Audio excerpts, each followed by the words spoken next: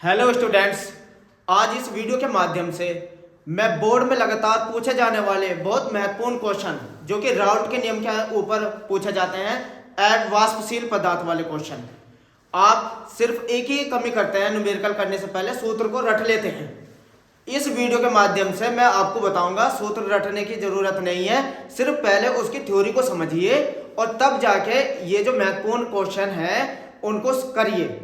तो आपको पहले थ्योरी समझनी होती है, तब जाके न्यूमेरिकल करने होते हैं। अगर आपके समझ में थ्योरी आ गई तो न्यूमेरिकल आप चुटकियों में बनाएंगे। आइए समझते हैं पहले राउल्ट का नियम क्या कहता है और उसके ऊपर जो भी बोर्ड में क्वेश्चन पूछे जाते हैं वे आप आसानी से बना पाएंगे। आइए राउल्ट के नियम को समझते हैं। राउल्ट के नियम, अगर आप इसमें कोई विलायक पदार्थ लेते हैं, इसके अंदर ये कोई विलायक पदार्थ है, जल हो या कोई भी हो, जैसे जल हो, एथिल अल्कोहल, कुछ भी, और आप इसमें कोई अवाष्पशील पदार्थ मिला देते हैं। इसके अंदर आपने कोई अवाष्पशील कौन सा पदार्थ होता है अवाष्पशील, आपको यह भी पता होना चाहिए। अवाष्पशील जब आप इसमें कोई पदार्थ मिलाते हैं, जैसे कि ठोस चीज जो इसमें विलय हो जाए, नमक, चीनी, यूरिया, ये अवाष्पशील पदार्थ है, यानी कि वे पदार्थ जो वाष्प में नहीं बदलते और विलायक के जो अणु होते हैं वे वाष्प में बदल जाते हैं। तो जब इसमें कोई अवाष्पशील पदार्थ मिलाया जाता है तो इसके वाष्प दाब में जो अवनमन होता है, अवनमन मतलब जो कमी आती है, वो उसके मोल प्रभाज के समानुपाती होता है, मोल प्रभाज के समानुपाती होता है। अब आपको इसमें एक तो वाष्प दाब समझना, ये वाष्प दाब होता क्या है, और एक आपको मोल प्रभाज समझना है। जब तक आपके समझ में वाष्प दाब नहीं आएगा और मोल प्रभाज समझ में नहीं आएंगे, आप इन न्यूमेरिकल को नहीं बना पाएंगे। तो सबसे पहले आप समझिए वाष्प दाब क्या होता है। मैं समझा देता हूं कि वाष्प दाब क्या होता है। अगर आप किसी बर्तन में कोई विलायक पदार्थ लेते हैं तो विलायक पदार्थ के ये जो अणु होते हैं ये इसके पृष्ठ पे होते हैं, और अगर आप इसे खुला रख देते हो, इसमें जो विलयन है इसको खुला, विलायक जो है ये खुला रख देते हैं, तो इसके जो ये कण होते हैं ये वाष्प बनके वायुमंडल में जाने लगते हैं। धीरे धीरे अणुओं की संख्या कम होने लगती है और आयतन घटने लगता है। लेकिन अगर आप इस विलायक को किसी बर्तन से बंद कर दे, किसी से भी चीज से बंद कर दे, तो अब ये जो इसके अणु होते हैं ये इसको स्पेस नहीं मिलता ऊपर जाने का। बाद में क्या करते हैं, वाष्प वापिस विलायक में आ जाती है, ये वाष्प वापिस विलायक में ही आ जाती है, और इस क्रिया को हम कहते हैं अब संघनन। इस क्रिया को हम क्या कहते हैं, संघनन। और इनके अणु से जो दाब पैदा होता है उसे ही वाष्प दाब कहते हैं। यानी कि ये जो विलायक के कण वायुमंडल में ना जाके वापिस इस बर्तन में वापिस आते हैं और इससे जो दाब लगता है फिर इसको ही कहते हैं हम वाष्प दाब। तो आपकी वाष्प दाब समझ में आ गया, ठीक है। अब आप समझिए मोल प्रभाज। मोल प्रभाज किसे कहते हैं, मोल प्रभाज भी समझिए। अगर इसमें कोई भी आपने अवाष्पशील पदार्थ, विलय पदार्थ मिलाया, कोई भी विलय पदार्थ मिलाया, तो उसका जो अनुभार होता है, उसका जो अनुभार होता है उससे भाग कर देते हैं उसकी मात्रा को। यानी कि विलय पदार्थ के जितनी ग्राम में मात्रा होती है उसके अनुभार से जब आप भाग करते हैं तो वो मोल निकल के आते हैं, मोल, ठीक है। वे क्या निकल के आते हैं, मोल। तो आप मोल समझ में आ गया। अब मोल प्रभाज समझिए। विलयन किस चीज से मिलकर तैयार होता है, आप बताइए, विलयन किस किस चीज से मिलकर बनते हैं, बिल्कुल ठीक, विलय प्लस विलायक, इन दोनों से विलयन बनता है। अब अगर आप विलय के मोल और विलायक के मोल, किसी के भी अगर आपको मोल प्रभाज निकालने हो, अगर आपको विलय के मोल प्रभाज निकालने हैं, किसके, विलय के, तो इसको जो विलयन में टोटल मोल प्रभाज है, टोटल मोलों की संख्या, यानी कि विलय के भी टोटल मोलों की संख्या प्लस विलायक के भी टोटल मोलों की संख्या, दोनों के मोल यानी कि विलय के भी मोल और प्लस विलय और विलायक टोटल मोल, यही कहलाता है मोल प्रभाज। आगे समझ में, अगर आपको विलय के मोल प्रभाज निकालने हैं तो विलय के मोल बटे टोटल विलयन के मोल प्रभाज। समझ में आ गया, ये मोल प्रभाज का फार्मूला होता है। अब राउल्ट का नियम क्या कहता है, अब समझिए राउल्ट का नियम क्या कहता है। राउल्ट का नियम ये कहता है, अगर किसी विलायक में कोई अवाष्पशील पदार्थ घोला जाता है तो उसके वाष्प दाब में जो अवनमन होता है वह उसके मोल प्रभाज के बराबर होता है। अगर ये बात आपकी समझ में आ गई तो आइए न्यूमेरिकल करते हैं इसके।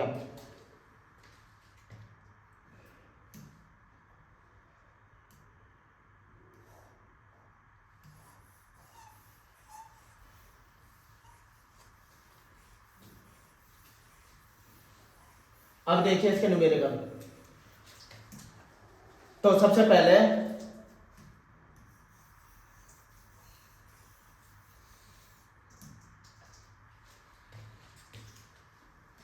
ये कोई विलायक है जिसका वाष्प दाब हमने मान लिया P, न्यूमेरिकल के राउल्ट के नियम के अकॉर्डिंग P ये क्या है, विलायक का वाष्प दाब। जैसे ही इसमें आपने कोई अवाष्पशील पदार्थ मिलाया तो इसके जो वाष्प दाब में जो कमी आई उसका वाष्प दाब हुआ PS बटे P। ये जो कमी आती है उसके मोल प्रभाज के बराबर होती है N प्लस N। ये राउल्ट का नियम होता है। इसी नियम के आधार पर आपके न्यूमेरिकल आने हैं। यही नियम है जो इस सूत्र में लगेंगे, ठीक है ना। अब आप समझिए कैसे कार्य करता है। तो P क्या है यहाँ, ये नोट कर लीजिए आप ताकि ये न्यूमेरिकल आसानी से आप कर सके। P क्या है यहाँ, P है विलायक का वाष्प दाब। लिखते चलिए, P है विलायक का वाष्प दाब। और PS क्या है यहाँ, PS विलयन का वाष्प दाब, विलयन का वाष्प दाब, ठीक है। P हो गया विलायक का वाष्प दाब और PS हो गया विलयन का वाष्प दाब, ठीक है। ये बात समझ में आई। अब छोटा n, ये क्या है, छोटा n विलय के मोल, विलय के मोल और बटे ये जो n प्लस n है टोटल विलयन के मोल, विलयन के मोल। लेकिन जब आप न्यूमेरिकल कर रहे हैं तो इसमें ये वाला n प्लस n लिखा ना आपने, ये ना लग के इसमें जो n लेना पड़ेगा आपको। संतृप्त विलयन पे ये राउल्ट का नियम हमेशा तनु विलयन पे लागू होता है। फिर मेरी बात सुनिए, राउल्ट का नियम किस पे लागू होता है, तनु विलयन पे, तनु विलयन पे लागू होता है। तो अब आपका फार्मूला जो बनेगा वे बनेगा P minus PS upon P बराबर N अपॉन बड़ा N, ये होता है। इस फार्मूले से आपको न्यूमेरिकल करने हैं। N अभी मैंने बताया, N क्या है, विलय पदार्थ की विलय, जो यानी कि आपने इसमें चीज घोली है, विलय पदार्थ के मोल। और इसको मोल बराबर क्या होता है, W अपॉन M, यानी कि जो विलय पदार्थ आपने घोलना है उसकी ग्राम में मात्रा लेनी है और उसके अनुभार से अगर आप भाग करते हैं तो मोल निकल के आ जाते हैं। इसी तरीके से यहाँ बड़ा N है, ये क्या है, विलायक के मोल, किसके, विलायक के मोल। और इसको भी हम कैसे प्रदर्शित करेंगे, बड़ा W बटे बड़ा N, और बड़ा W क्या होगी, विलायक की मात्रा और बटे उसका अनुपात, ठीक है। ये बात अच्छे से आपको इस वीडियो में सूत्र समझ में आ गया होगा। आइए अब मैं न्यूमेरिकल करके दिखाता हूं। अब न्यूमेरिकल पढ़ते हैं। न्यूमेरिकल में क्या कहता है,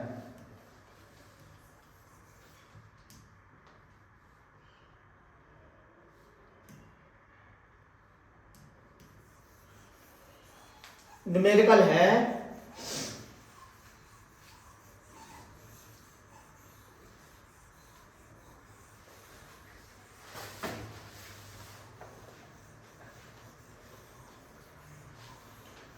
चलिए पढ़ते हैं न्यूमेरिकल।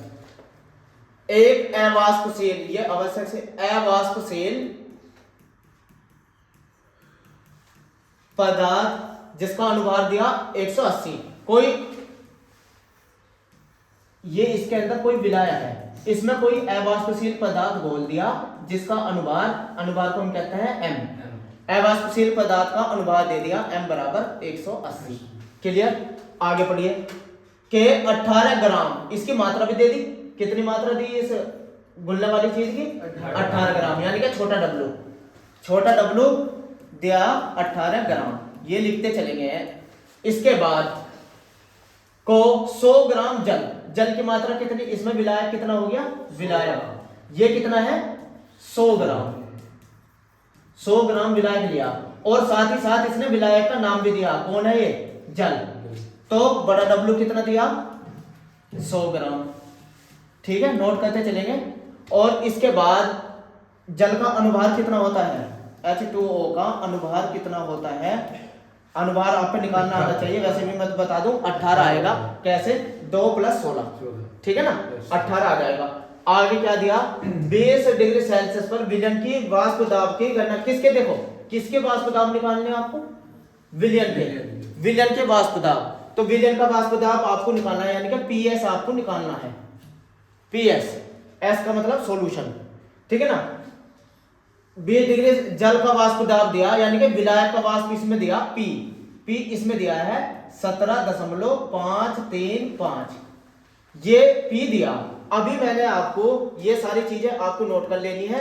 अब देखिए कैसे लगाना है सूत्र को। अभी मैंने आपको सूत्र बताया था P - PS अपॉन P बराबर छोटा n बटे बड़ा n, लेकिन इसमें n तो दिया नहीं, इसमें n तो नहीं दिया, तो इसकी जगह आप क्या रखेंगे?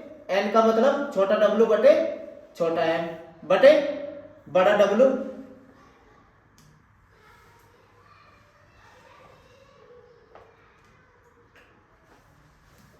हाँ, बड़ा W बटे बड़ा M, ठीक है। ये फार्मूला का इस्तेमाल करेंगे तो फार्मूला क्या बन जाएगा? P - PS अपॉन P बराबर छोटा W बटे छोटा m गुना बड़ा W बटे बड़ा m। ये तो फार्मूला बनेगा, ठीक है। अब इस फार्मूले में मान रखिए, P का मान कितना दिया?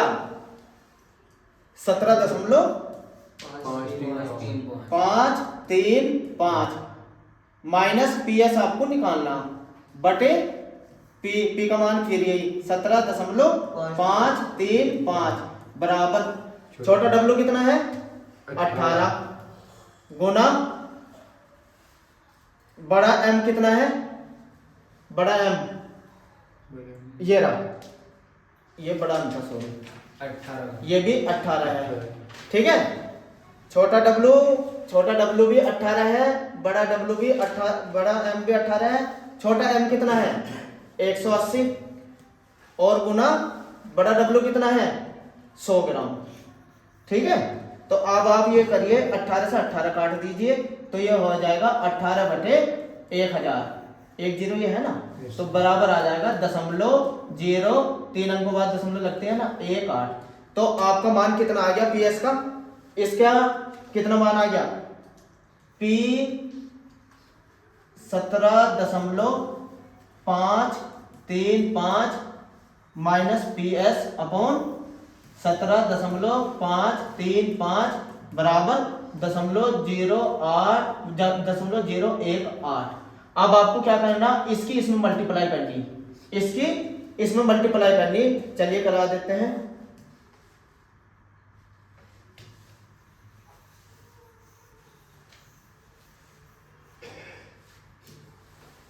हाँ जी, देखिए तो ये हो जाएगा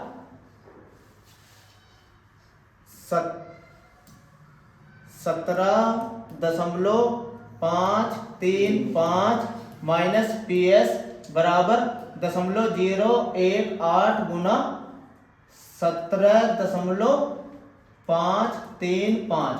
और अगर PS आपको निकालना हो, इसमें निकालना क्या आपको? PS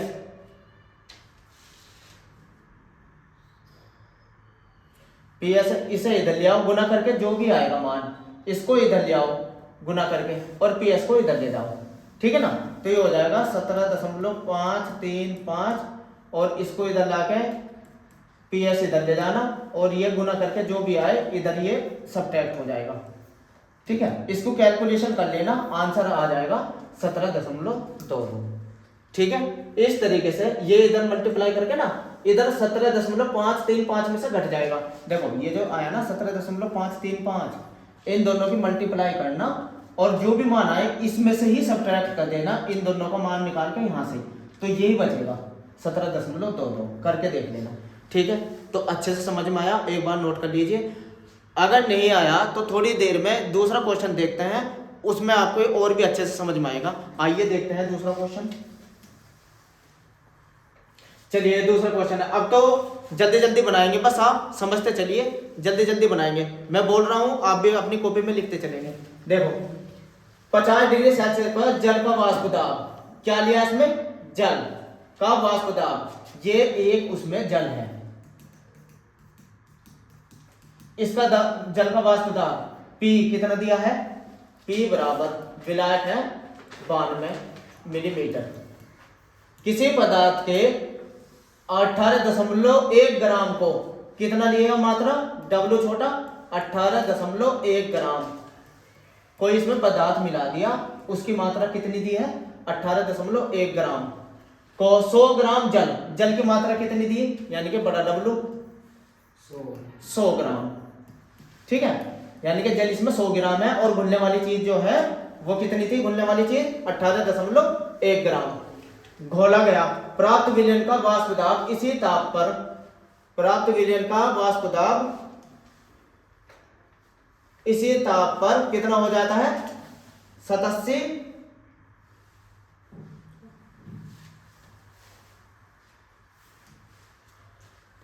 सेंटीमीटर हो गया।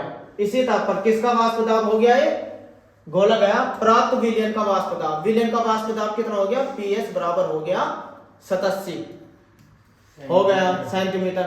तो उस पदार्थ का अनुभार ज्ञात कीजिए, M आपको निकालना, पदार्थ का अनुभार निकालना। देखो आपके पास सारी चीज है, अभी मैंने आपको फार्मूला बताया था, जब भी आपको W वाले मात्रा में दिया हो फॉर्म में, तो W वाला ही सूत्र लगाना, P minus PS upon P बराबर W अपॉन M गुना बड़ा W ऊपर गुना बड़ा M। अब आपको निकालना क्या है, जो चीज आपको निकालनी, ये M निकालना, पहले इसको इधर ही रख लीजिए, तो क्या बनेगा, ये देखो ये हो जाएगा M, यहाँ एक तरफ रख दीजिए इसको, तो ये इसके साथ गुना में जाएगा, ये इसके साथ गुना में, देखो कैसे, ये P तो जाएगा इनके साथ गुना में, P गुना छोटा W गुना बड़ा M, ये बात समझ में आ गई। और नीचे क्या आ जाएगा, P माइनस PS, ऐसे रखिए इसको, और गुना ये बड़ा W, ऐसे कर लीजिए। पहले जो चीज आपको निकालनी है उसको एक तरफ रखिए, रख दिया M, तो ये देखिए क्या क्या ऐसे जाएगा, ये P ऊपर छोटा W और गुना M बटे P माइनस PS गुना बड़ा W, समझ में आ गया। अब इसमें मान रखिए आप, M बराबर P कितना दिया 92, छोटा W कितना दिया 18.1 ग्राम, गुना अनुभार कितना दिया बड़ा M, जल का पता है आपको, जल है ना इसमें, जल का अनुभार कितना है 18, तो गुना 18, समझ में आ गया। नीचे P माइनस PS, P कितना है 92 और माइनस PS कितना है इसमें 87, और गुना नीचे बड़ा W कितना है 100, बड़ा W दिया है इसमें 100 ग्राम, वेरी गुड 100 ग्राम। ठीक है, ये दशमलव भी हटाएंगे तो एक जीरो और बढ़ जाएगी, दशमलव हटाएंगे तो एक जीरो और बढ़ जाएगी। अब आपको क्या काम करना है, अब तो कैलकुलेशन कर लेंगे आप, देखिए थोड़ी जो और इजी कर देता हूं, 92 गुना 18.1 गुना 18 बटे 92 में से 87 गए, वेरी गुड 5 गुना 1000, ये दशमलव तो हटा दी, ठीक है ना। तो बस अब आप इसको कैलकुलेशन करिए और तुरंत उत्तर आ जाएगा, ठीक है। कैलकुलेशन करने पे 59.95 ही आंसर आ जाएगा। समझ में आ गया आपके वाष्प दाब में। आप एक सेकंड, तीसरा क्वेश्चन, इसी का तीसरा क्वेश्चन। अब देखो इसने परसेंटेज के रूप में दिया है, ये जो क्वेश्चन दिया 30 डिग्री सेल्सियस पर यूरिया के 6% जलीय विलयन का वाष्प दाब, यानी कि देखो आप समझिए कितने परसेंट दिया है 6%, इस बात को अच्छे से समझिए। ये कोई इसमें विलयन है, विलयन में 6% क्या है, 6%। घुलने वाली चीज कितनी है, यूरिया, 6% इसमें है यूरिया। अब यानी कि W तो हो गया इसमें, छोटा W घुलने वाली चीज 6 ग्राम, समझ में आ गया। और यूरिया का फार्मूला होता है NH2CO NH2, ये यूरिया होता है। यहां से इसका अनुभार निकाल लीजिए, अनुभार निकालिए। देखो N का कितना होता है 14 प्लस 2 गुना 1 प्लस C का कितना होता है 12 प्लस O के 16 प्लस 14 प्लस 2 गुना है ना, तो कितना हो जाएगा 14 plus 2 plus 12 plus 16 plus 14 plus 2। अब इनको जोड़िए, 14 2 16, 16 16 32 और 33 34 10 44 और 16 60। तो अनुभार आ गया इसका 60, ठीक है। यूरिया का अनुभार आ गया 60। अब एक बात बताइए आप, जब इस विलयन में 6% तो यूरिया है तो विलायक की मात्रा कितनी रह गई, देखो वेरी गुड 94 रह गई। क्यों, क्योंकि देखो 100% विलयन है, 100 में से अगर आप 6% घोलने वाली चीज है तो घुलने वाली चीज 94 तो बची, विलयन पूरा 100% है, 6 तो इसमें घुलने वाली चीज है ना यूरिया, तो 94% क्या रहा है इसमें, बड़ा W कितना है इसमें 94। ये भी आप अगर कहीं परसेंटेज दी हो तो आप समझ जाना पूरा विलयन 100 है तो घुलने वाली 6 है, तो जिसमें घुल रहा है विलायक वो कितनी रह जाएगी 94। अब इसमें क्या कहा, विलयन का वाष्प दाब PS कितना दिया इसमें 31.13 मिलीमीटर में। यूरिया का अनुभार ज्ञात करना, M आपको निकालना, यूरिया का अनुभार आपको है, इसमें तो मैंने निकाल ही दिया, ये अनुभार आपको निकालना नहीं है, निकाल के दिखाना है। यूरिया का अनुभार ज्ञात कीजिए, चलो निकालेंगे इसमें। और इस पे जल का वाष्प दाब कितना दिया, P दिया है 31.70,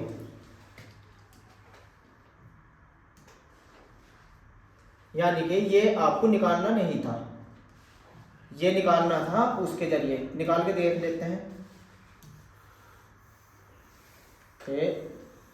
इतना दिया, चलिए निकाल के देख लेते हैं। फार्मूले में लगाइए, फार्मूला क्या था अभी है आपको पता है, फार्मूले में रखिए बस मान।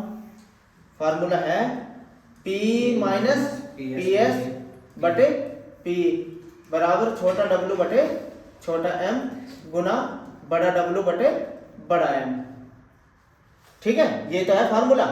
अब इसमें P कितना दिया 31.7, PS कितना दिया 31.13 नहीं, PS दिया 31.7 और P की मात्रा कितनी दी, P की 31.7, हाँ 31.7 और PS दिया 31.13 बटे 31.7 बराबर छोटा W कितना है 6 गुना बड़ा M कितना है, किसमें गुण लाता है जलीय विलयन यानी कि जल, किसमें विलायक क्या है जल का अनुभार तो आपको पता ही है 18 बटे अनुभार कितना है M छोटा M ये आपको निकालना और गुना बड़ा W कितना है 94। देखो सारी मात्रा दी ना, 1 मिनट मैं इसको हटा देता हूं।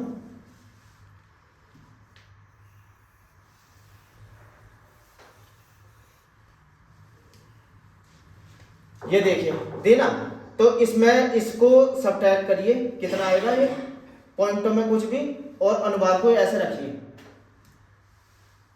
M बराबर M आपको निकालना हो तो 31.7 ये मल्टीप्लाई में ऊपर चला जाएगा गुना 6 गुना 18 बटे इन दोनों को सब्ट्रैक्ट करिए कितना आया है 31.7 में से घटाइए 31.13 घटा दीजिए और गुना करिए 9 से, ये 9 तो घटा के ये जो भी आए इनके आपस में कैलकुलेशन कर लेना यहाँ से। जैसे 9 दूनी 18, जो घटा के यहाँ बचेगा दशमलव से दशमलव हटाना और क्या काट पीट के जो भी आएगा आंसर 60.60 के समथिंग आएगा, ये आ जाएगा इसका आंसर।